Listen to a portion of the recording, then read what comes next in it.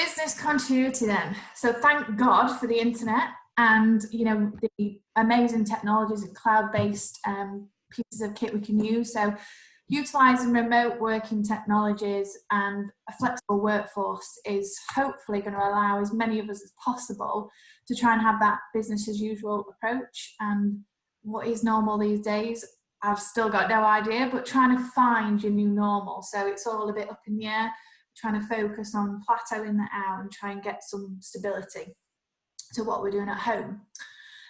So adapting strategies to tackle the issues we're currently faced with. So I know for sure it'll have affected your approach, but just, you know, if any of you guys have got questions you want to ask me around how it's affected your approach and your target market, you know, has their willingness to buy completely dried up? Are they very nervous?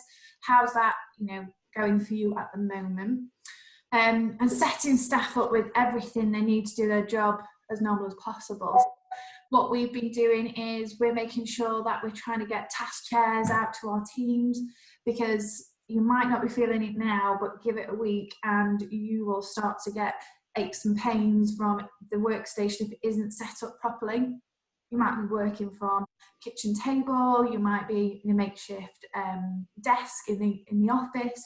So just try and make sure that your staff have got a workstation that's as ergonomic as possible.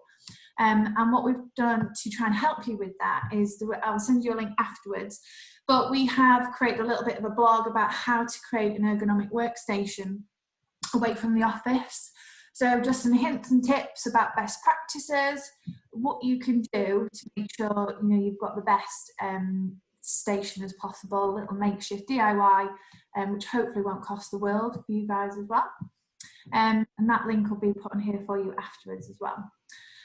So transferring planned meetings to virtual. So obviously you'll see that that's exactly what we're doing now. So just adapting the way that we work, still keeping that face-to-face contact, and doing as much as you can remotely. I've been to a meeting this morning, but there was only 3 of us and it was in an empty office. So actually, I think I was probably less susceptible to any potential virus there than I was standing at Tesco in a queue with, you know, 50, 60 other people. So just being sensible, be clever, you know, don't put anybody at risk, but there's no reason why we couldn't do this face to face as much as we can in person. So get creative, team brainstorming sessions. So in my world, no idea is a bad idea. So tomorrow, actually, the whole sales and marketing and creative team, we're going to be getting together and thrashing out any sort of new ideas we've come up with, what problems we're experiencing, and how together we can put all of our minds and try and come up with some new way of making the best out of this situation. And people will all have different perspectives and different viewpoints, and trying to listen to everybody. And actually, nobody knows what to do in this scenario, so let's take everybody's opinion into account. Let's collate those, brainstorm those, and review them together, and let's put in place the ones that we think are going to help us in the short term, medium term, and long term, until we got told any more updates by the government. So managing expectations of your clients as well, so keeping in contact with them, ensure transparency of the situation. So we are all in a very similar boat, and you know, there's issues that might not have hit us yet. So particularly for our sector, things like furniture, we're okay at the moment because the stocks are still there, but we know that potentially parts that are coming from different parts of the country, they may start to decline, or the lead times may elongate. So we're just trying to make clients aware of potential risks, but it's not there yet, but it might be coming. And we're trying to carry on, you know, business as usual. Our sites are still active, so letting all of our clients know we're still here for them.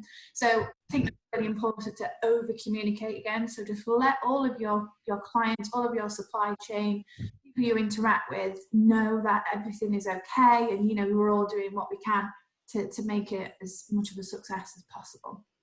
And take care of each other. This really is the time where we have to put health before wealth. So we're all living in a commercial world where, you know, money makes the world go round. However, that's not an option at the moment. So we can't control that. we've literally got nothing that we can really do. We are at the hands of the government.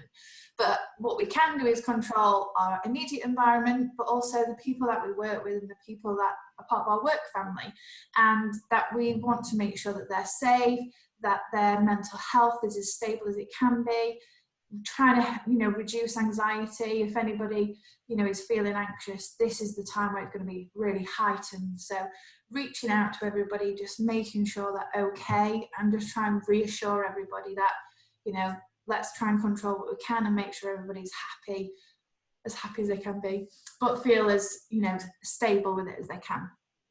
As well, let me know what your experiences have been. You know, I want to learn as much as everybody else. So if there's anything you want to share with me, I'd absolutely welcome that. So feel free to put in the chat, or afterwards, you know, I'm always at the end of a phone or a technology phone call.